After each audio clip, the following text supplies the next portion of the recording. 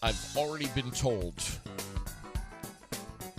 that I have no business wearing a shirt like this. That's how I've started out my work week. That I'm living La Vida Mocha. All right, I got a little bit of sun. I got actually a lot of sun. And have having a relationship with aloe vera. Not that way, but you know what I'm saying. Man, it is interesting. Always an interesting experience to come back from vacation. We come back into reality here on a Monday morning. I promise you, I'm going to try. I am going to try like hell to get you off to a great start to the work week. It is Monday, right? The 18th. Whew. Got a text this morning from my friend Dwayne saying, "What's the show today?" Here's my answer. I don't really know. There is so much that I have to talk about.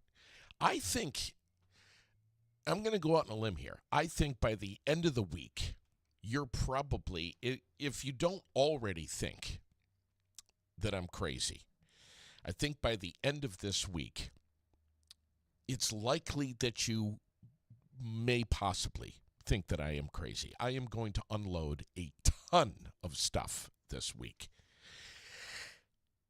Thank you so much for joining us. We're on the web at airedoutVT.com. Made by one of our presenting sponsors, Woodland Studios out of Washington. And they are so talented. I don't know if you know Mary, but man, I'm telling you what, get in touch with them and see what they can do for you. And if you haven't checked out airedoutVT.com, you really should, because it's all right there. We're streamed everywhere. You get your podcasts.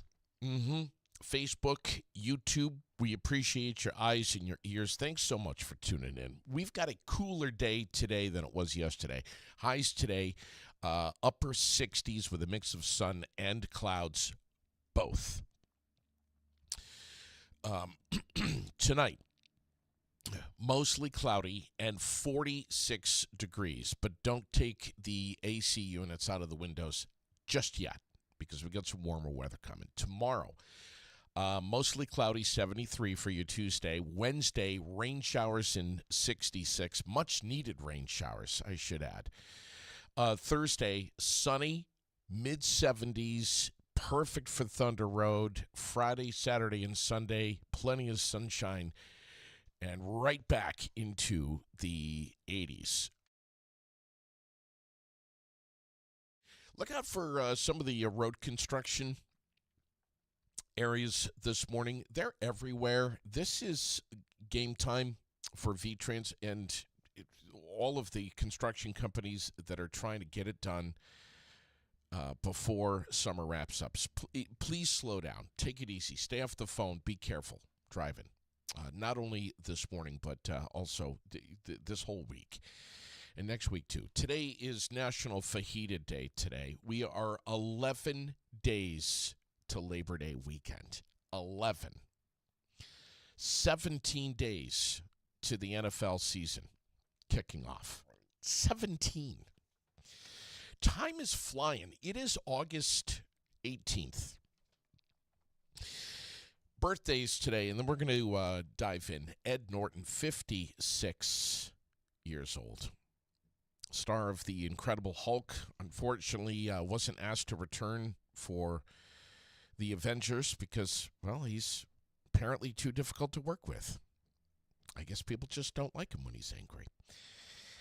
Christian Slater, 56 as well. Bob Woodruff, 64. Dennis Leary, 68. Robert Redford is still alive. 89 years old today. Right here in Vermont. Rachel Putvin. Crystal Brissett. Deanna or Deanne rather, Deanne Fassett, Nancy Zorn, Audrey Mason, Jessica Gore, Marie Elizabeth, Ethan Smith, Colby Rowell, Elise Valentine, Brianna McLarkey, and I always save the best for last, Donna Poitras. Love that lady so much. While I was away last week, and Sherilyn got on me a few times. She doesn't like it at all when we're on vacation, spending time with the family, when I sneak a peek at my phone or post something up. But it seems like every time I took a glance at my phone just to see what's going on in the world. Where the hell is this hurricane? How far out in the ocean is it going? Are we going to be impacted here in New England? Which, by the way, we are a little bit, not much. They're tracking this thing. They're looking at the spaghetti models. And I guess it may possibly be tracking just a pinch to the west now, which means Outer Banks could be feeling some effects. Really, the whole coast of New England is going to be feeling some rip currents and some larger than normal waves. But I think for the most part, that's going to be it. But just glance down at the phone, and I'm seeing the whole chaos of everything going on in Washington D.C. I'm like, wow, what's and I've got like 5 seconds to look at the phone, and I see National Guard, Washington D.C., and I'm like, oh my God. That whole thing, just trying to keep up with that alone. One could spend all day just following what's going on in D.C. And then, of course, I took a glance at some of the Vermont stories that were trending last week. Governor Scott bringing back state workers back to the office. And all I did was share that story, which I think was from CAX. It could have been PTZ. I don't remember. But all I did was share it to air it out. And it was like hitting a bee's nest with a tennis racket. Holy crap. It's like 2 days later, I have back on and I have a look at this, and I'm like, oh my God, people are just freaking out about that. I was even shamed for sharing that. One lady, I can't remember her name, damn it, but her comments on there thought that, I guess she thought that I wrote this story, that I was reporting on that story. Didn't see that it was just a link from WCAX or PTZ that I was sharing. That I didn't write the story. She thought I did, I guess. And started attacking me. And I can't remember her name, but please, if you're listening this morning, it was not my decision to bring back state workers back to the office. I guess this is going to be happening over the course of some time now, through the fall. But I need to read more. I need to get caught up more. I admit that. I've been checked out for a week. God. And then I wake up this morning and I'm like, some guy in Berlin is jumping out in front of cars wearing dark clothes, trying to get hit by a car. What the hell is going on, man? Sheesh. Sports, Red Sox fell to the Marlins 5-3 last night. Yankees take the Cards 8-4. I don't even know where to begin to take my dive this morning. I have a couple of questions for you. But first, please know this. $5 Tuesdays are back at the Capitol Theater, and $5 Wednesdays are back at the Paramount Theater. And I know that there's some big-time summer blockbusters. Some of them all of them, frankly, I've missed. Just been busy running around. Naked Gun, Bad Guys 2, Fantastic Four, First Step, Sketch. You get to the movies and skip the line. Grab your tickets in advance. FGBtheaters.com. Follow them on Facebook and Instagram for updates, added show times, special events, all the movie listings. Also want to give a shout out this morning to JC Soft Wash in Williamstown. If it's roof cleaning, if it's residential, if it's commercial pressure washing, maybe you need your gutters cleaned out, maybe you need some window cleaning, you have to see the before and after pictures on Facebook of what they're doing. Justin Carrier, JC Soft Wash in Williamstown, 802-279-3810. 279-3810. If you have something, and maybe it's the north side of the house that doesn't get any sun, and it's getting a little green, and you need that done, you need that to look new again, you need that cleaned up, anything that's got to be cleaned up before, I'm sorry to say it, but before the snow flies.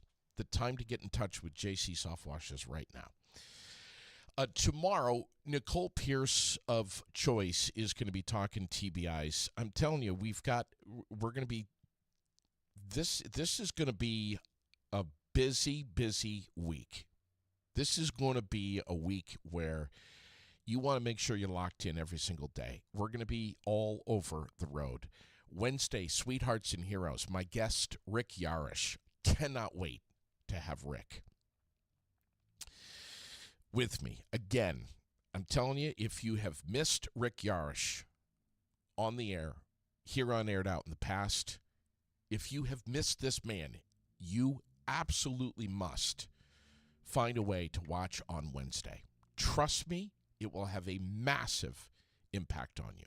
No matter who you are, what you do, Rick Yarish on Wednesday will put goosebumps on your goosebumps.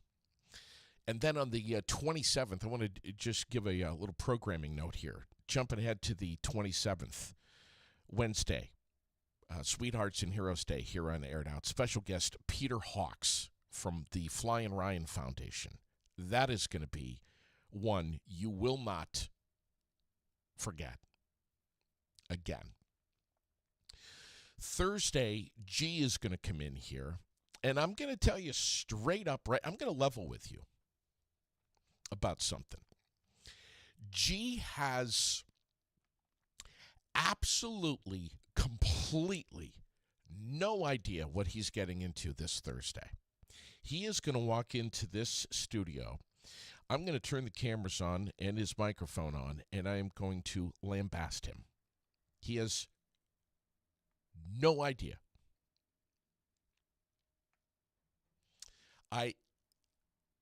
Thursday is going to be like Christmas morning for me. I cannot wait to share with you, and I'm going to tell G a story.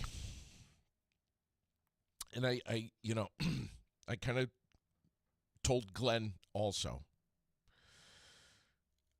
I have a story for you all on Thursday that is so outrageous that I have asked Sherilyn to come in here or join me by telephone to give her version of it. Just to make sure that I'm, staying in my parameters and not exaggerating anything. And I don't know if that'll happen on Thursday. I don't know if she'll join me by phone or if she'll come in. I don't know.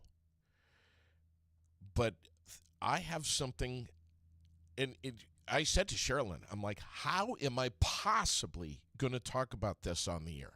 No one's going to believe me. And she laughed real good. And she's like, I know. No one's going to believe you. But I'm going to tell you anyways on Thursday, God willing, and I literally cannot wait. It's going to be amazing. I even called G, and I'm like, G, I have to tell you a story. And I'm like, you're not going to believe it. He's like, nope, I don't want to hear it. Please wait till Thursday. Please wait, he says to me. So that's what I'm going to do. And, of course, Friday, Rex and I are going to take a deep dive to kick off your weekend. It is going to be a great week. Please, let me look you square in the eye. If you had a rough week last week, if you had a rough weekend, let's start anew. Let's start fresh. Let's have a great week together, okay? First of all. Secondly, thank you for starting your week, your morning, with me this morning. I love this, and I look forward to it all the time. Connecting with you and having a laugh with you and getting serious, too.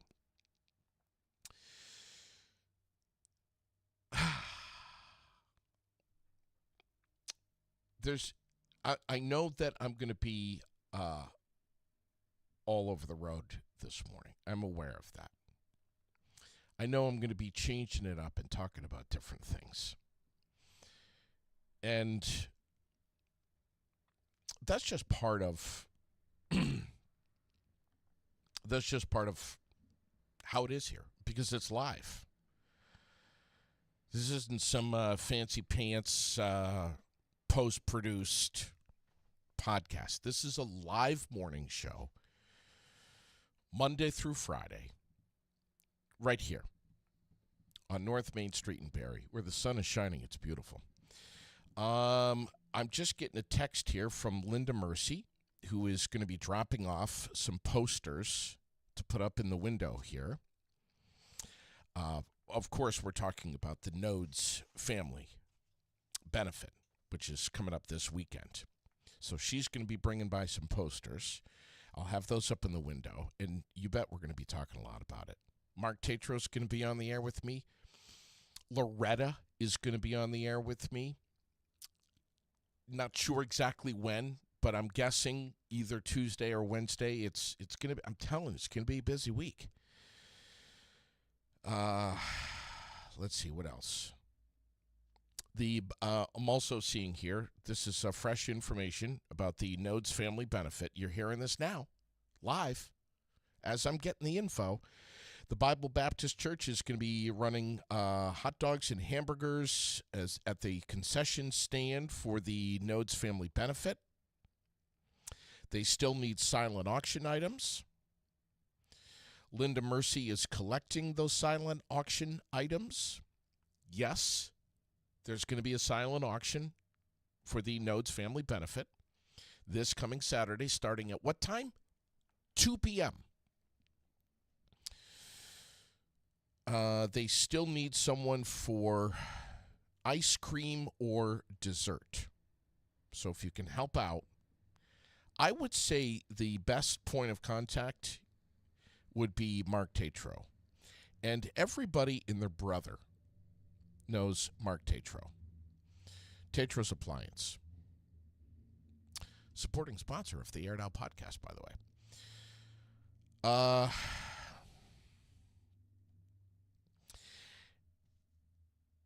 Admission is by donation on Saturday. Please, if you can, make it on Saturday. Please give what you can to get into this Nodes family benefit. This is a family with 9 children who moved here to Vermont to start start a farm. And their barn burned down in April. And they lost not only the barn, but 200 livestock. They need help. Vermont's going to be stepping up to help them in every and any capacity that we as Vermonters can, whether it's to rebuild, whatever it is. And this coming Saturday is going to be amazing. Live music, Dave Keller, Jamie Lee Thurston, Shane McGrath, Donna Thunder, Heartless. It's going to be an amazing day. Lions Club is going to be doing games. We got Rickshaw Cat and Rail Bounce that's going to be making sure the kids are having fun. And maybe some adults who could be getting into the bouncy houses, including yours truly. I don't know. Incredible food. Randy Henry is going to be cooking it up.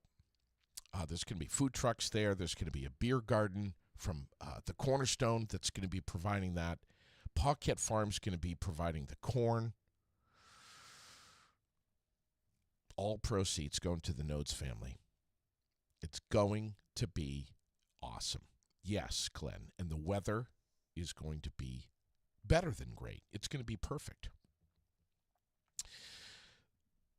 This past week, one of the things that I was trying to keep track of what was happening is what was going on with Granite City Blast Baseball, who went to Cooperstown. Jake Larrabee is on the line with me. Good morning, buddy. How are you? Hey, GD. How are you, man? Man, I'm doing great. Please tell me about the kids. How did they do? I mean, I saw your posts. I saw the pictures, but they made it to Cooperstown, bro. We made it.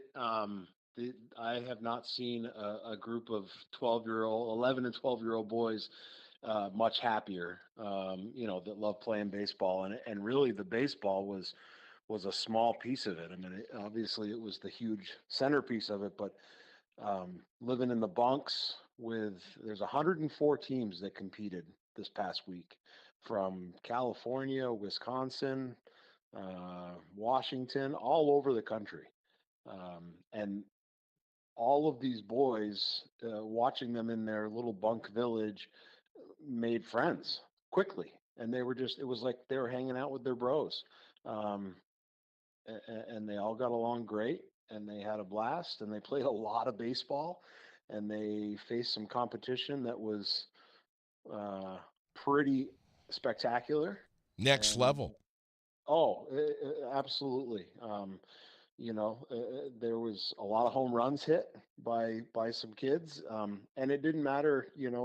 One game they got mercy ruled, so they lost. They were down by 12, I guess, after the fourth inning, and they walked off the field with a smile. They were high fiving kids as they hit home runs, rounding the bases past them. I really just had an absolutely wonderful time, and we played well. We represented well. We got complimented on our sportsmanship by the officials a couple times, which was obviously a highlight for parents. And we had a couple of our kids that got their first home runs as well. So it was very exciting.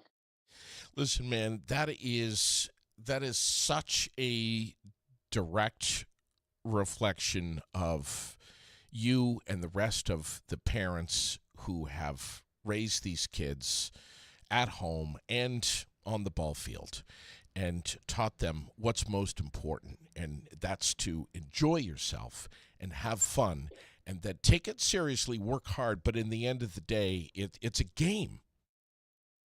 Absolutely.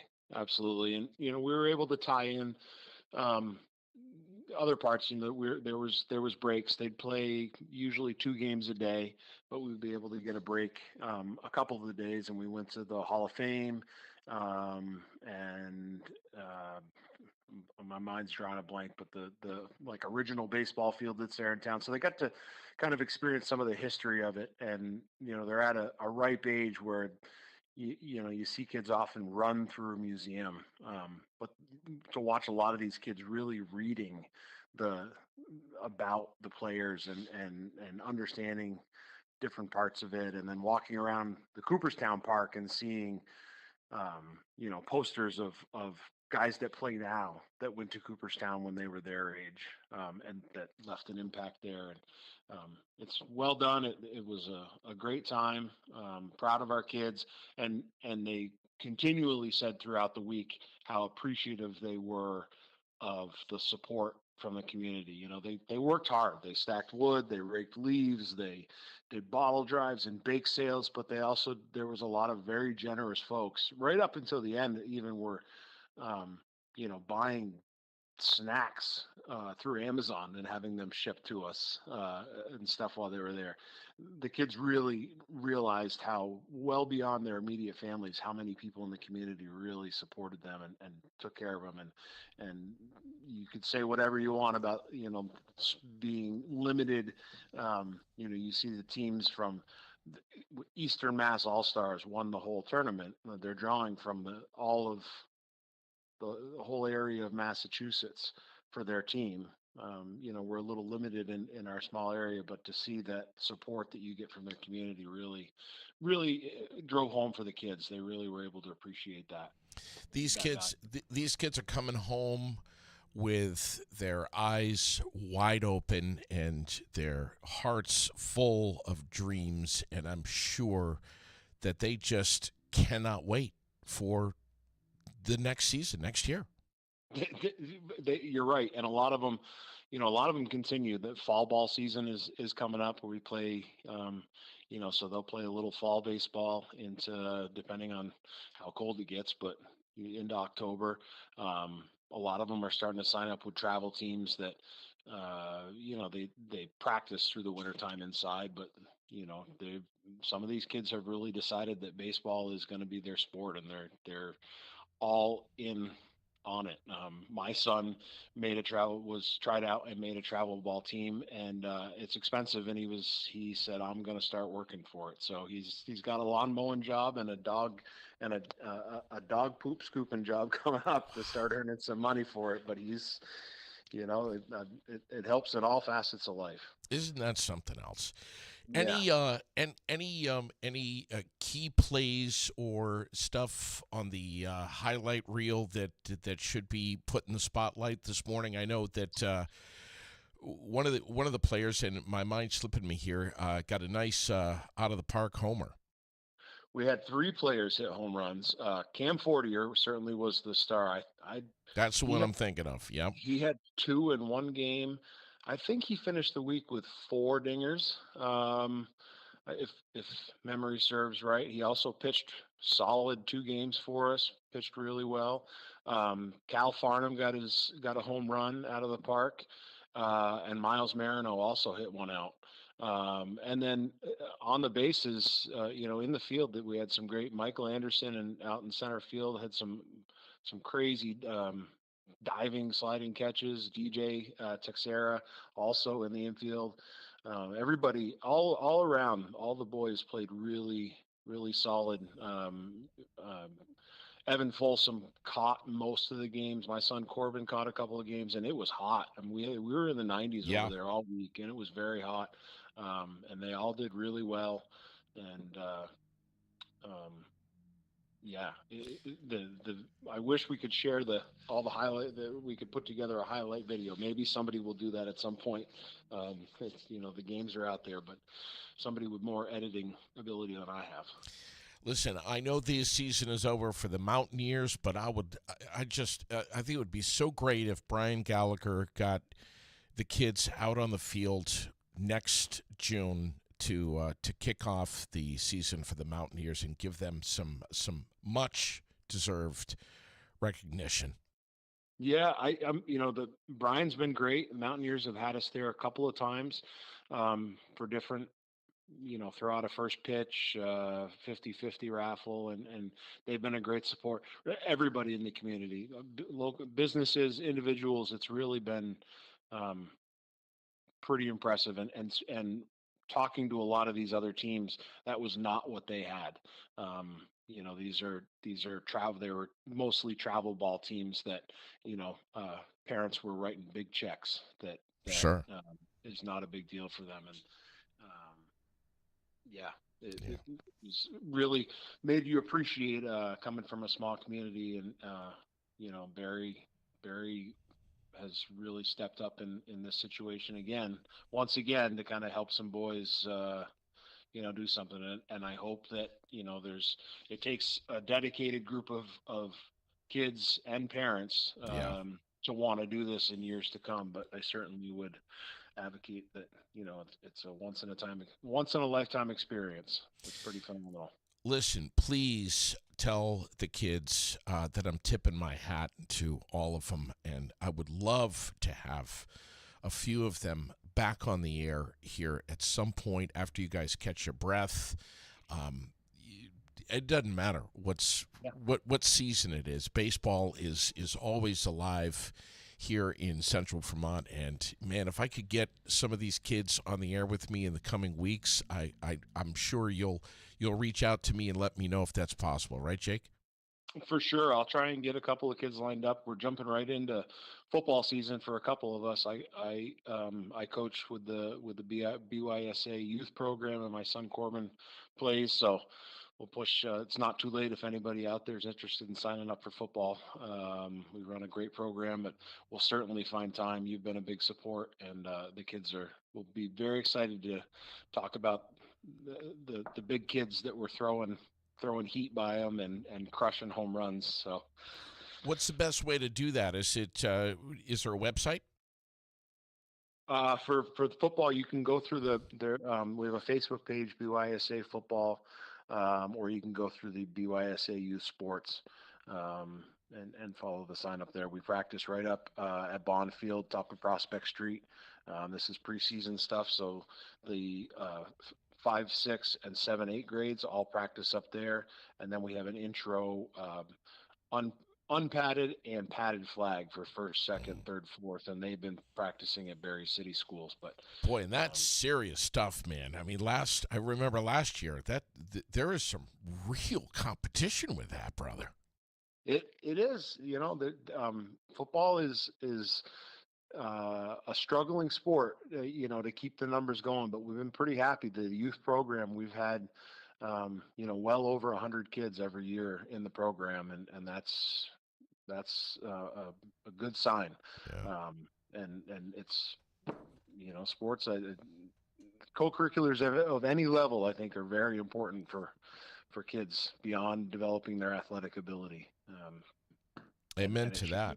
it showed with our kids and their good attitudes on the field and high-fiving other kids. That was, like as we said in the beginning, that was a highlight for us parents, and that's where that stuff's developed. So. Yeah. Jake, thanks for coming on with me, man, and get in touch with me here soon and let me know when we can get these kids on the air. Will do. Thank you, JD. All right, buddy. Jake Larrabee, right there. Congratulations to the Granite City Blast Baseball for making it to Cooperstown, doing so well, and welcome back home.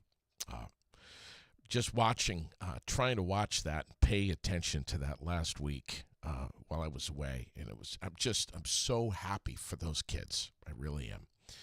So, so last week I was spending some time with family, some incredible quality time with family. And I'm back. I'm back in the saddle. But I have a lot to say. And I was thinking on the drive home about my Facebook question of the day for Monday. And I drive Sherilyn kind of nuts in many ways. One of the ways is that I've always got to have a pen on me and a piece of paper, and I'm always scribbling notes. And I scribble them on everything. I mean, they're everywhere.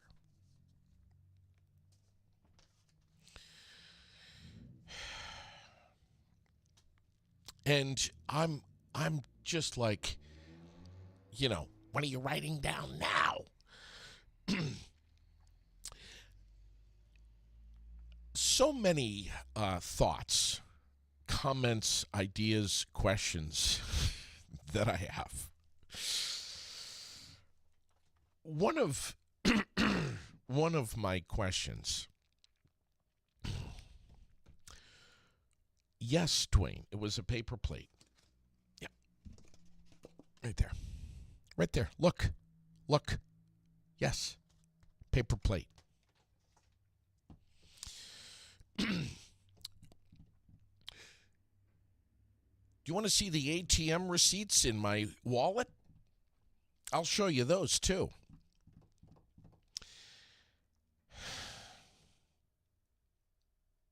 You're not bringing that notebook, are you? No, honey, of course not. You better not. We're on vacation. It was hidden under the passenger seat the whole time. She didn't know.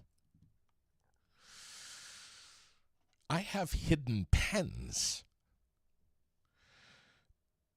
so that I always have one quickly. What are you scribbling down now? What are you writing? What are you writing? What? What's going on? So we got into we went to Wells, Maine, where we have gone every year, every summer, since before Lily was born. And we always run into the same, first of all, Wells, Maine, that whole area, that whole stretch, Ogunquit, York, is such. Listen, I'll say things here that I know you're going to say, oh yeah, JD, you're right, and you're going to probably say, oh JD, gosh, really, do you have to be that negative? Really, there's another side to it, can't you see it all? That area, although I love it, I'll say positive things and negative things about that whole area, that whole stretch of the Maine coast, is such an unbelievable money trap in so many different ways. And I understand. I understand that if you're going to go there, you have to expect that. Everything is more expensive. The ice cream, the parking, the food, even the gasoline. And it seems like every year that we go to Wells, that I try to prepare myself in my mind. You're going to be spending some money. Don't be surprised by the price of things. And I feel like an athlete getting ready to step on the field and preparing myself. You know where you're going. You know what you've been there every year. Don't be surprised anymore. But I'm always surprised for some reason. I'm like, oh my God, are you kidding me? And that's how it was this past week. One of the issues that we run into is it seems like it's easy to get, and I don't know how many, please comment right now. Do you go to Wells, Ogunquit, York?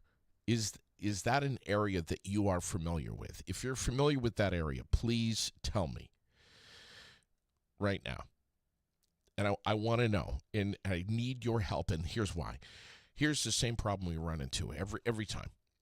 Getting there is generally pretty easy. Getting out of there, especially on a Sunday, is always very difficult. There are, and I'm trying to explain this to Sherilyn, as I do every year. And if she wants to defend herself or whatever, she can call me and I'll put her on the air. There are some arteries that run north-south and east-west. It's a grid. And there are not a lot of arteries. And I'm trying to explain this. You got 95, which runs north-south. You got 101, which runs east-west. 302, which runs east-west. Route 1, north-south. And I'm pretty sure that that's about it. And if anybody can enlighten me, please do. If I'm forgetting one of the major routes, please let me know right now so that I can learn. What is the best way? And this is one of my questions this morning. And I'm literally reaching out to my followers, my listeners this morning. What is the best way to get to and from Wells, Maine? Here's what I say. It's 89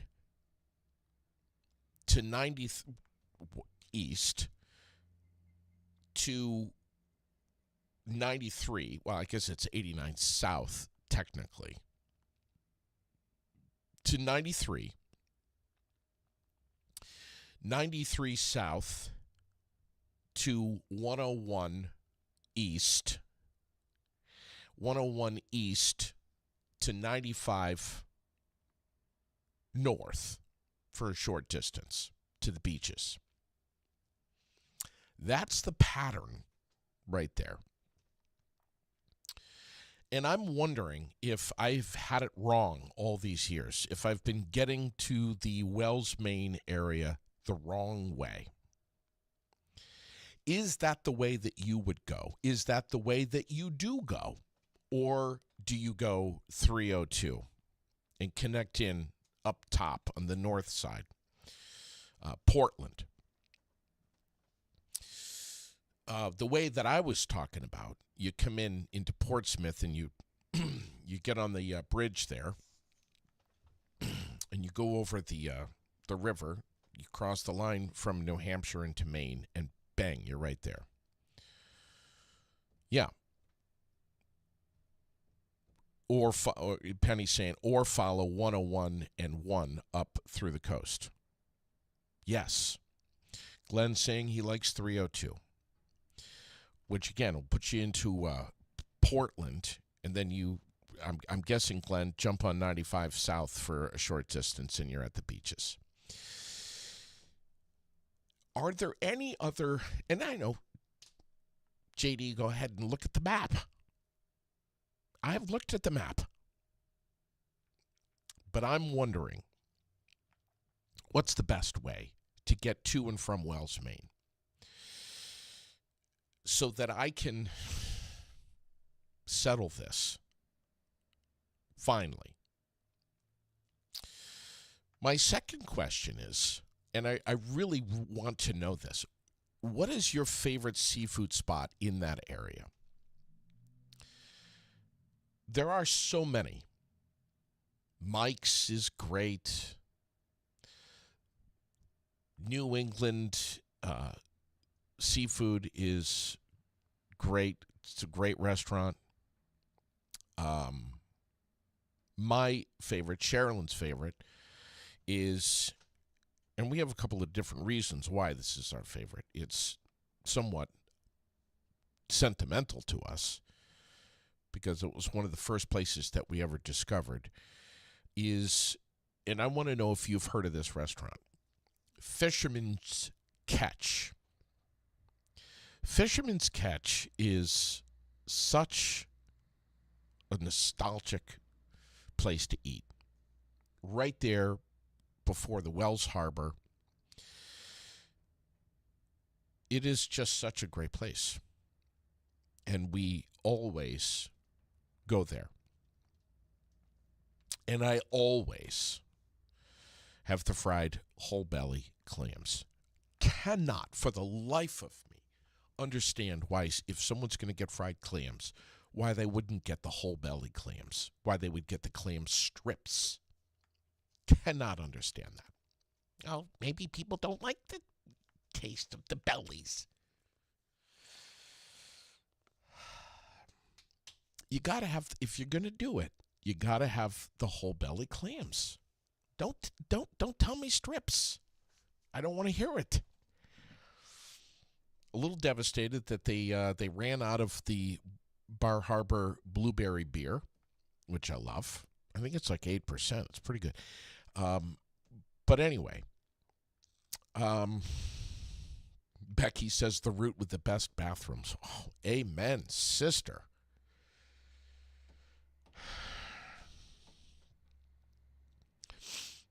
Penny's saying following the coast is beautiful. We do that to get there, then the shorter way coming home. Yep. Because of the sandy grit, says Robin, when they're not cleaned properly. See, Robin, I like the grit. I like the sand. Put it in my mouth. Crunch it. Love it. Don't care if they're cleaned properly. That's just me. Oh, my God. It was just so wonderful. You got the big roll of paper towels hanging on the chain above your table. Now, that's serious. You know that it's going to be some good eating when you got a huge roll of paper towels hanging above you. Oh, man, did we have fun. It was a wonderful, wonderful time. And I'm not even getting into Yummy's candy store in Kittery, which we always stop at. And Sherilyn always says, we are not stopping at Yummy's. I just want everyone to know we're not stopping at Yummy's. And, of course, we always do. 10,000 pounds of candy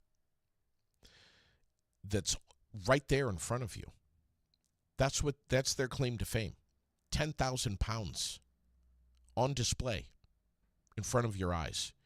It is so crammed with candy in there. You should see the look on Lily's face when she goes in there. Seriously. If I could film it, I will. It is literally like this.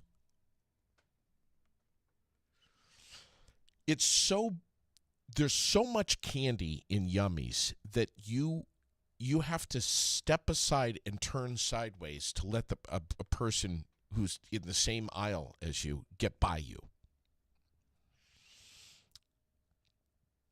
It is probably, it's not probably, it definitely is the biggest candy store on the planet. Going in there, seeing some of the old-fashioned candy, the old-fashioned gums and lozenges and, and of course they got all the new stuff too. It is outrageous. The saltwater taffy had a couple of peanut butter saltwater taffies. Lord, have mercy. You got to go to Yummy's in Kittery. It's amazing. Check them out on Facebook if you don't believe me.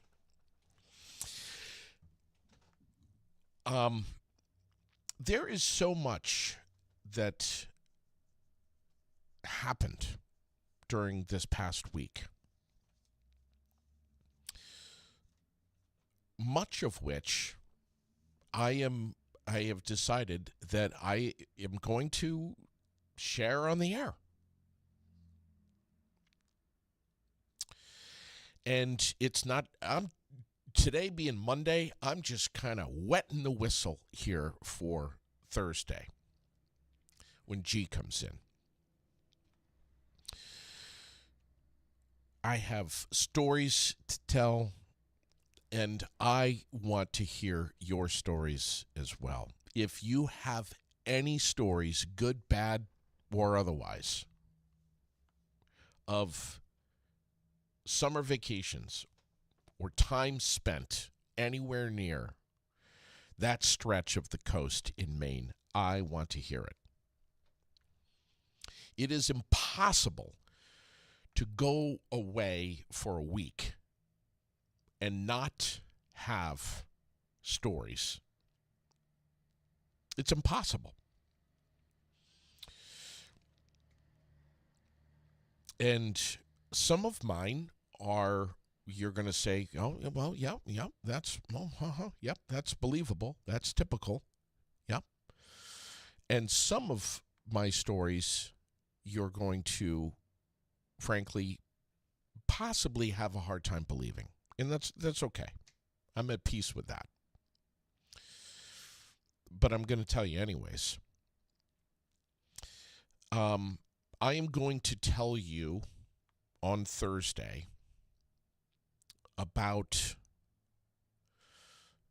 our experience at the campground that we stayed at, which I did ask on Facebook. What is your favorite campground to stay at in that stretch of the coast in Maine?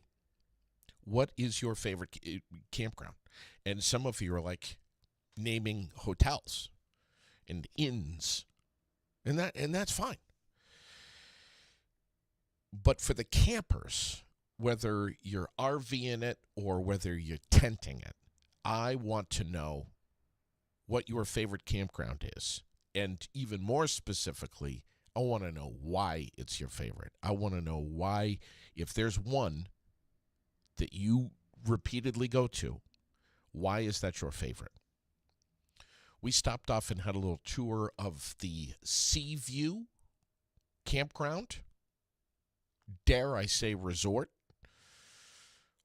Holy smokes, was it beautiful. But it was also $100 a night for a tent site. Now, what do you get for that? You get a lot, actually. And if you compare the cost of staying overnight anywhere near Wells, you got to think about that. You got to think about that and look at that. Everything's relative.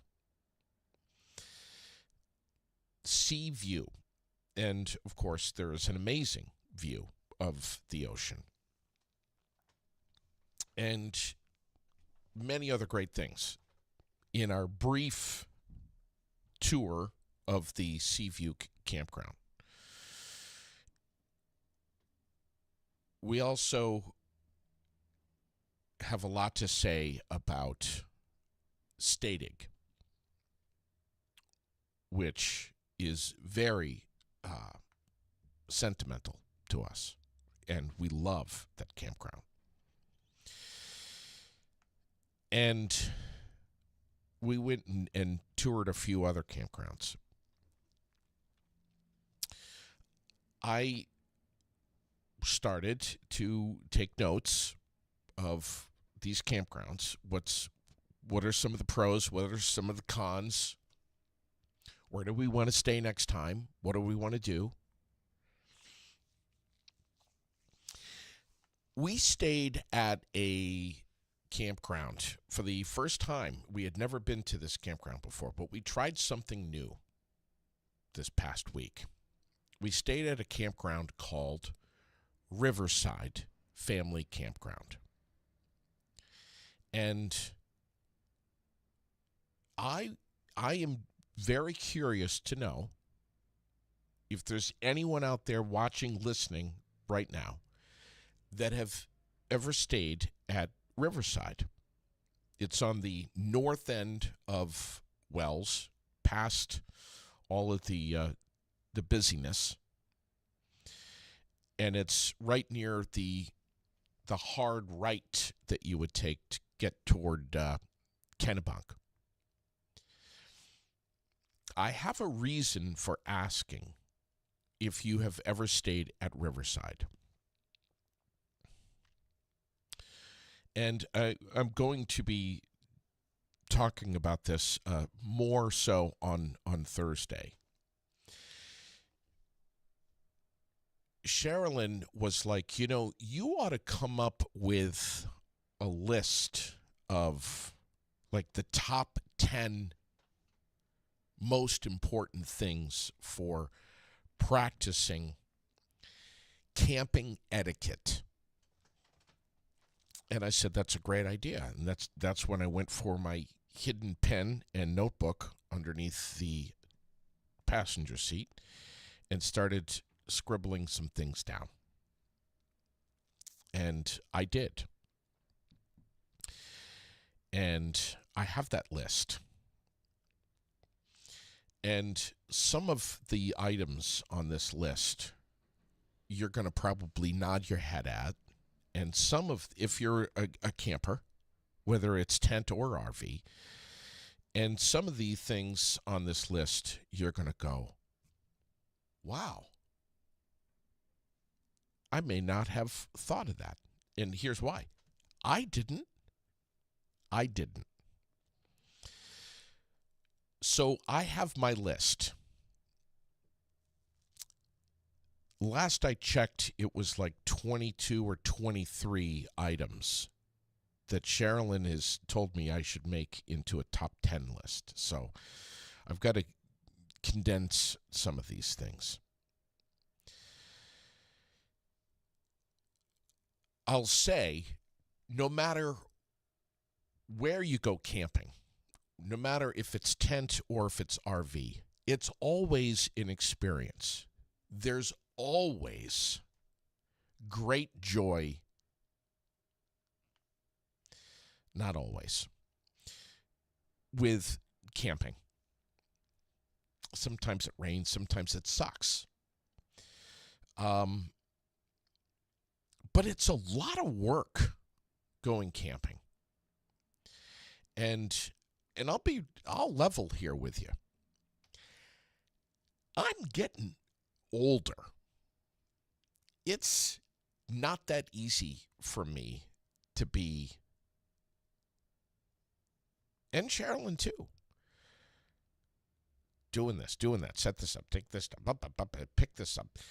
There's a lot of bending over. There's a lot of thinking that's involved. There's a lot of planning that's involved. And frankly, if it wasn't for Sherilyn's pre-planning, we just wouldn't have had the time that we had. She is always thinking beyond what I am when it comes to camping. And every time we go, we make a list of the things that we absolutely must have. Little hacks, too.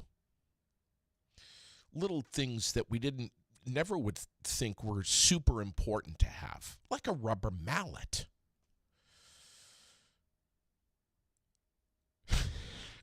Glenn says, that happens, dude. I quit camping in my 50s. There is something so wonderful and enjoyable about sleeping in a tent, especially when the weather's perfect and the temperature's just right outside. And you can crack that rain fly a little bit and look up at the stars. I mean, there's really something that's beautiful about, at least I say, about sleeping in a tent, camping in a tent. I love it. I always have. That's how we camped every summer as a kid with my mom and dad. They always took my brother and I camping. And it was always Acadia National Park every summer. Always in a tent. No matter how much fog or dampness or rain or wind, we tented it.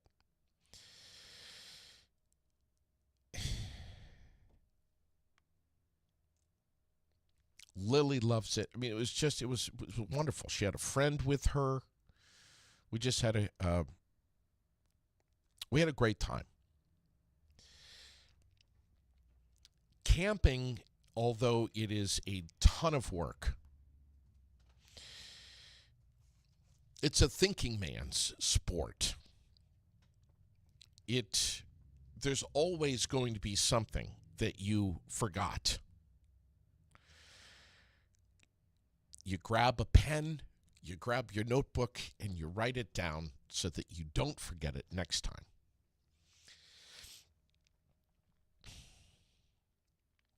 Camping is something that no matter what the weather is doing, it's always what you make out of it. And Sherilyn and I generally have a pretty good mindset of let's have a good experience. Let's make sure we've got the s'mores and the s'more sticks and enough chocolate and everything. We know how to have a good time. And even if there are some things that happen that test your patience and your frustration levels, that threshold, whether it's backing the camper up or setting up the tent in the dark or setting it up in the dark and the rain, with that one headlamp that you have, with the batteries that have gone dead.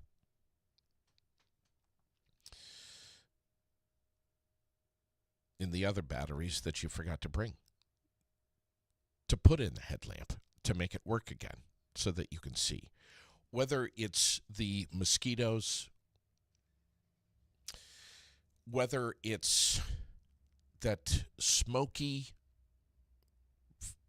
fire that never was a fire from your neighbor that just does nothing but smoke for every minute, around the clock, for the entire duration that you're camping. It's always what you make of it. It's always your attitude of it that has to be most important. It has to be the center of everything for campers. You will get frustrated. You will remember things.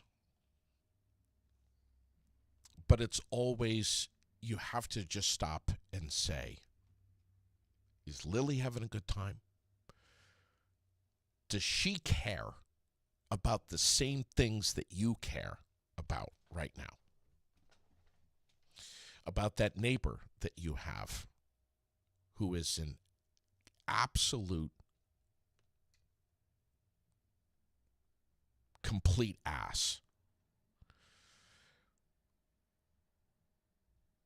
Probably not. She's too busy thinking about other things and she's having fun. By the way, for every asshole neighbor that you're going to have camping, you're going to have a great one. And I want to give a shout out to two great ones. Matt and Steph from Rutland were camping across from us. And they were just really cool people. And we shared our own set of laughs with them about this particular campground, Riverside Family Campground. And they were just really, really nice people. And I want to give a shout out to them.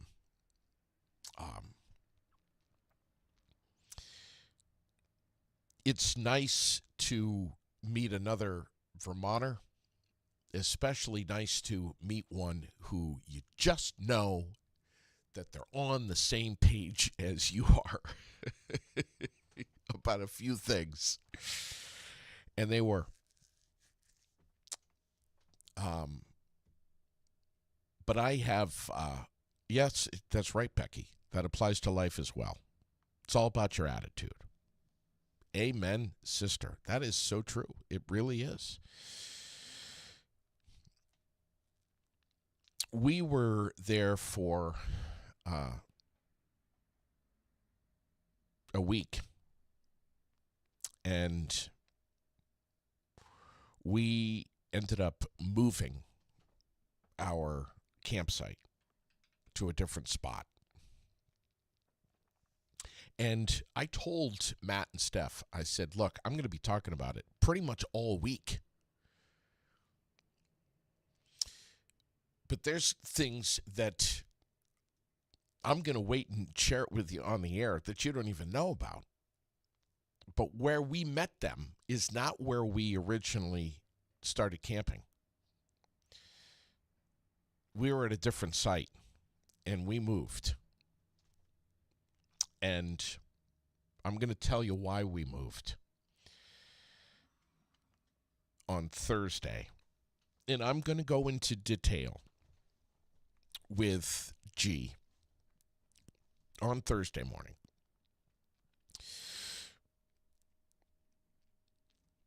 And I already know. I think I know what you're probably going to say to me, which is going to be a whole lot of, oh, well, JD, that's camping. And you're right. You're absolutely right.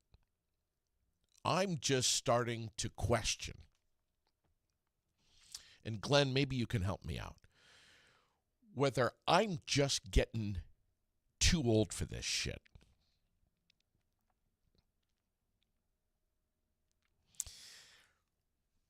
But then again, I've got a 10-year-old little girl who loves camping. So, how many of you have ever been camping and your partner, in my case, Sherilyn, has said, and maybe even whispered in your ear so that the kids can't hear you? Oh my God, I'm telling you right now, I'm never going to do this again. Never. One and done. This is it. I hope you enjoy yourself right now because we're never doing this again.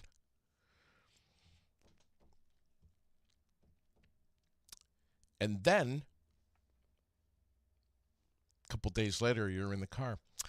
So, when do you want to go back? We should try a different campsite next time. Do you want to go back to that other campground? Didn't you just throw that air pump at me and that tent stake and tell me that we are never doing this again?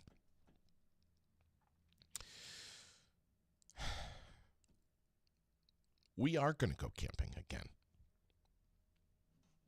And it is going to be in this ridiculously large tent that we have that is a condominium that sleeps 17 and has a roller skating rink in the middle. We are going to do this again. And I will bring extra batteries for the headlamp. I'll actually buy a few more headlamps.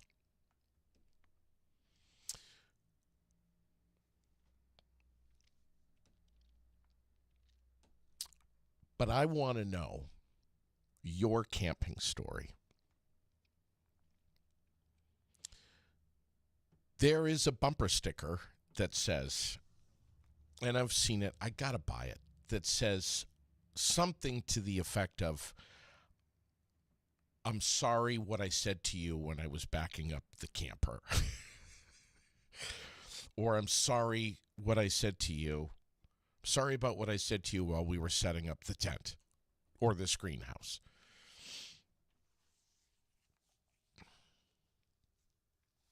I have my camping list that Sherilyn and I have fine-tuned, which I would love to share with you at some point. Things that are so important, things not to forget. But also, I have my list of the top camping etiquette that we should all, as campers, practice. I'm so sorry to say that not all of us are happy campers.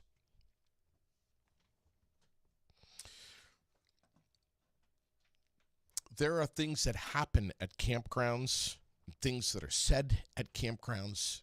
There's breakups, there's bonding, there's laughter, there's tears, there's frustration, there's joy.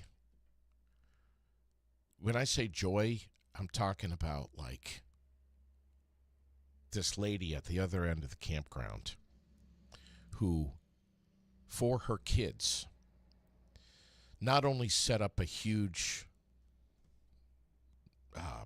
tent, like a pop-up tent, like canopy tent, but had put the walls down on the side of it and had a projector and was playing a movie projected onto the side of this tent.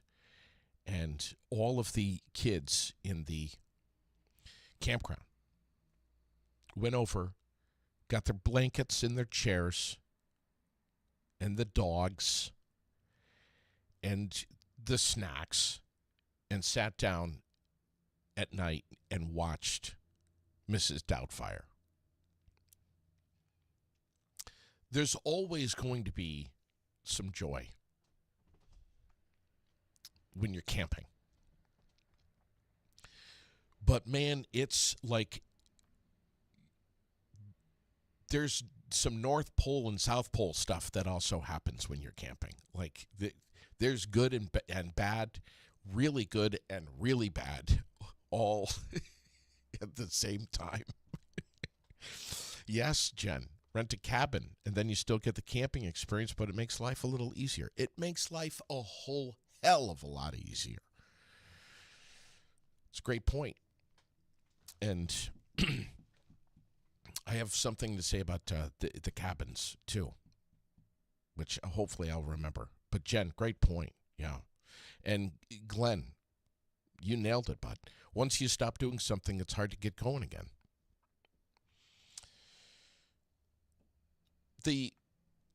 And Sherilyn will tell you, some of the first words out of my mouth when, if not the first words out of my mouth, when Sherilyn told me that she was pregnant, were the following. And I quote, "We're getting rid of the tent and we're getting a camper." We're not bringing a baby into a tent because it's gonna rain. There is a love-hate relationship with camping that only campers can understand and explain. And there are plenty of you that are like, can't even say the word camping. You can only say the word hotel, and that's fine too. And then there's others of you that are like glamping. I hear that word all the time now. Glamping. And we're transitioning. We're going from the tent. If you go into anywhere, anywhere, you see the tent, then you see the pop-up, then you see the small camper, then you see the medium camper, then you see the large camper, then you see the seasonal that's there. It's been unhitched from its rig for decades. Maybe a little moldy around the base, but it's been there. It's a little dirty, but it's been sitting there for a long time. Then you've got the park models, which are essentially mini homes, which are absolutely gorgeous. Then you've got the park models with more push out, more beef. Then we've got the garden going in, and the lawn ornaments, and the driveway, and the sign out front with the family name. There is a whole lot of transition that's going on between camping and we're living now. This is our year round. This is how we live.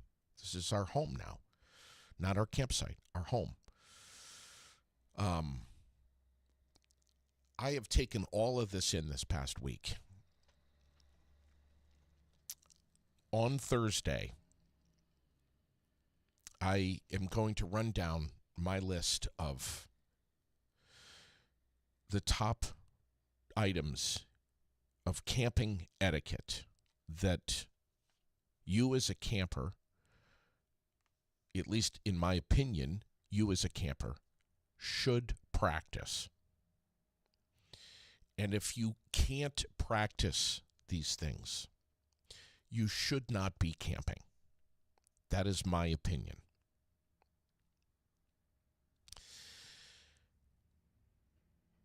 On Thursday, I'm going to run down this list. One of the items on that list, listen, this is for adult audiences. One of the items on that list, and I'm asking you to help me create this list. And here's why. Because not only am I going to create this list with you, please, but once it's finalized, I want your items on there too. I want to hear what you have to say. I want to compile all of these things together, and I want to print it. I want to make something with it. I'll bring it somewhere and print it. And then once it's printed, I want to bring it with me to campgrounds. Oh, JD, now you're being an asshole. And I want to pass it out. I want to pass it out to all of the campers there. JD, you're taking this way too far. You're going beyond and above, and you're not the owner of the campground, JD. You have no right to. But I don't know. I don't know. But these are like basic things, really basic things. Like, just one of the items on my list. If you're in a campground that is so packed in tight with tents that your tenting neighbor is right next to you, and I mean right next to you, 5 feet, you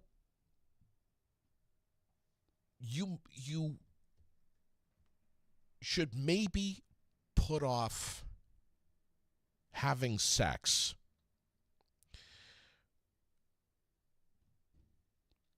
until you're not camping anymore.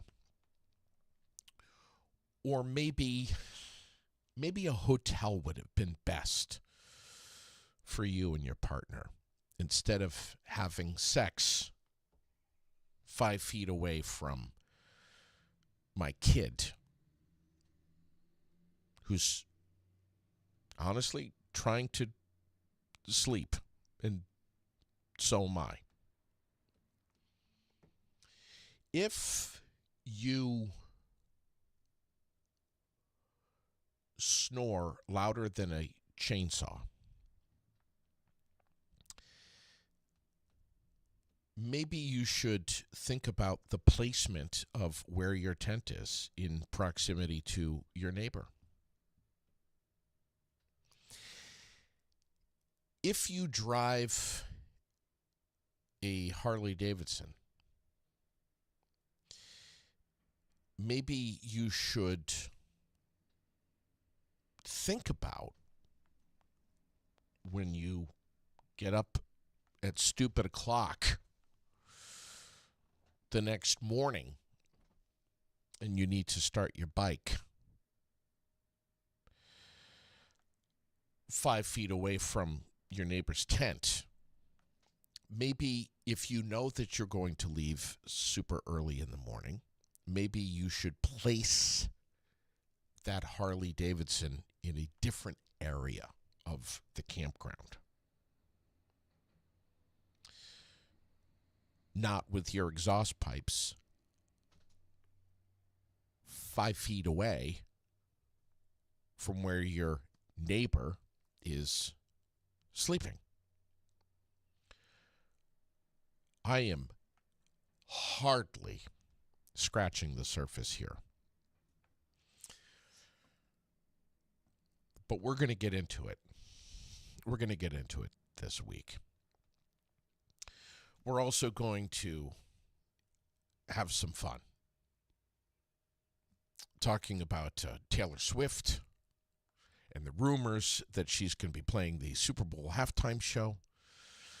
On Thursday, I'm going to be telling you about Volkswagen, and I'm going to drop a link to it ahead of time, about Volkswagen charging a monthly fee to make their cars go faster.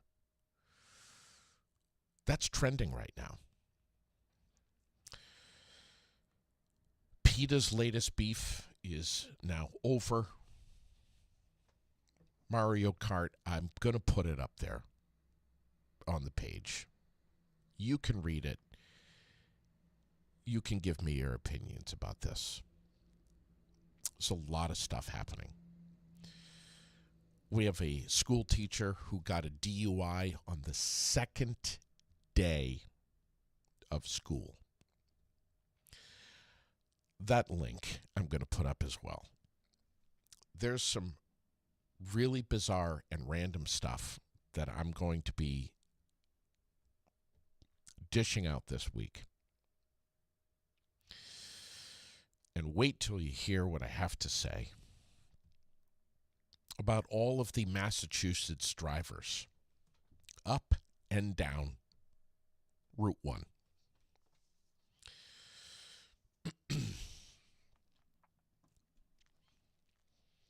Yep. There's a lot happening, a lot going on. Thanks for starting your day with me this morning.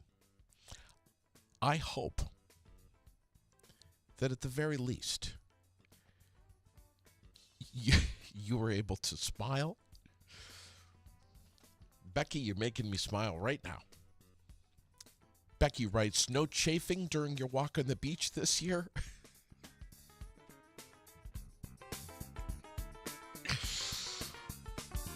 I forgot that I told that story on the air. This is scary to me sometimes that I have forgotten what I have said on the air. I'm reading this comment. I'm like, did I tell that story on? I think I did with G. Doesn't surprise me if I was with G, but no chafing this year on the beach walk.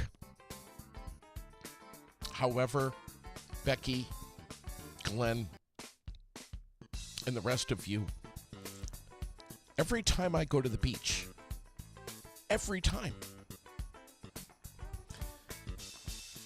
something happens. Something happens.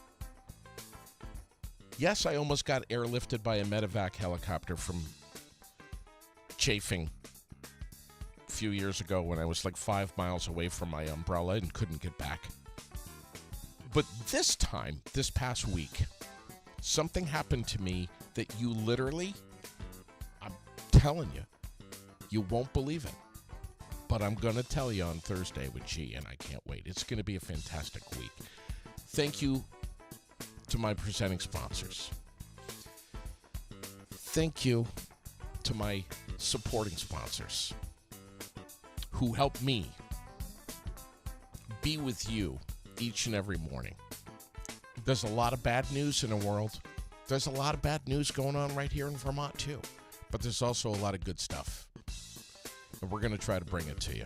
We're going to try to make you smile. Thanks for getting your work week started with me. We'll catch you again tomorrow morning. Nicole Pierce. We're going to be talking about TBIs tomorrow morning, right here, where you are now. Aired out.